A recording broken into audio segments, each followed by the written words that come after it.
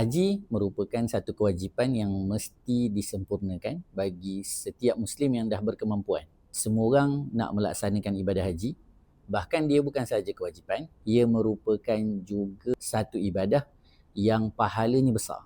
Baginda Nabi SAW sampai sebutkan di dalam hadisnya yang mulia, mafhumnya, haji yang mabrur tidak ada balasan yang layak ataupun boleh bagi orang yang dapat haji mabrur melainkan syurga daripada Allah Subhanahu Wa Taala. Maksudnya semua kita bila dapat kemampuan ataupun terpilih menunaikan haji, yang kita nak capai adalah kemabruran. Namun kemabruran tu bukan boleh hanya kita capai macam tu je, tapi perlu kepada satu persiapan yang paling penting. Selain persiapan yang selalu dipesankan berkaitan dengan kesihatan, kena jalan kaki, persiapan yang paling utama adalah ilmu pengetahuan. Jadi, sebagai orang yang nak menunaikan ibadah haji, persiapan ilmu ini satu kewajipan yang mesti dipersiapkan. Kerana dengan ilmulah menentukan ibadah itu diterima atau tak. Kerana dalam ibadah haji, ada yang kita panggil sebagai rukun.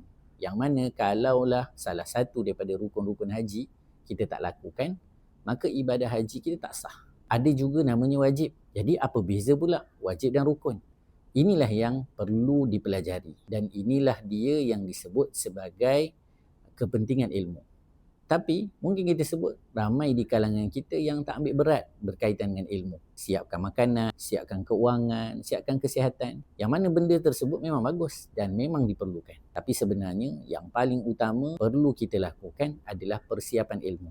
Jadi untuk semua jemaah-jemaah haji ataupun yang teringin nak pergi haji, hadirilah kursus-kursus haji yang dah dilaksanakan, disiapkan oleh lembaga tabung haji ataupun hadirilah mana-mana kursus haji yang ada di sekitar kita. Dan pastikan juga kita ada buku yang betul, yang tepat, yang mengajarkan sesuai dengan mazhab kita Al-Imam Syafi'i. Dan jangan lupa cari juga guru yang benar supaya pelaksanaan haji kita sesuai dengan apa yang dikehendaki syarak. Dan ilmu yang kita dapatkan juga adalah ilmu yang benar, yang sesuai dengan aliran dalam mazhab kita, mazhab Al-Imam Syafi'i, sebagaimana yang telah diberi garis panduan.